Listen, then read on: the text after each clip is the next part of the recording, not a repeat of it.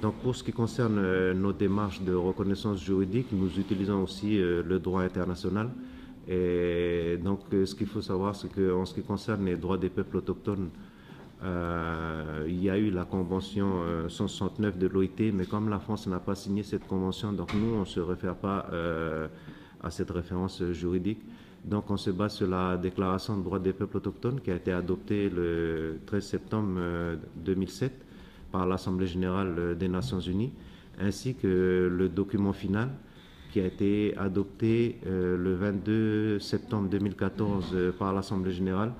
Et plus particulièrement concernant le document final, c'est un document qui concerne l'engagement onusien et international des États à la mise en pratique de la Déclaration des droits des peuples autochtones. Ce qui est à savoir aussi, c'est que la Déclaration des droits des peuples autochtones est une déclaration, donc elle n'est pas contraignante. Donc depuis maintenant 10 ans que cette déclaration existe, nous l'avons utilisée à plusieurs reprises dans nos revendications foncières dans le pays, c'est-à-dire au niveau national. Mais l'État français ainsi que les institutions nationales ne veulent pas reconnaître et ne veulent pas appliquer justement cette déclaration.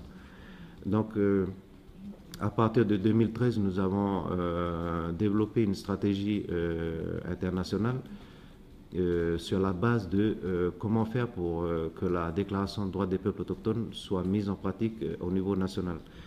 Donc nous avons utilisé la stratégie qu'il fallait que la Déclaration des droits des peuples autochtones soit incluse dans la base d'examen d'un État au sein de l'EPI, dans l'examen périodique universel, au même titre que la Déclaration universelle des droits de l'homme et au même titre que la Charte des Nations unies, afin que l'on puisse avoir justement un levier juridique où on peut faire passer en examen nos États.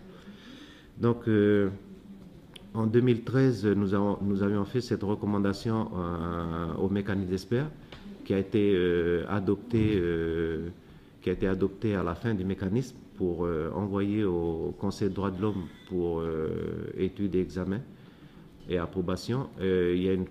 Jusqu'à maintenant, nous n'avons pas eu de réponse du Conseil des droits de l'homme. Donc cette année, pour le 10e mécanisme d'experts, nous avons refait une recommandation. Donc la recommandation que nous avons refait cette année, c'était que le document final soit aussi inclus dans la base d'examen d'un État au sein de l'EPU, parce que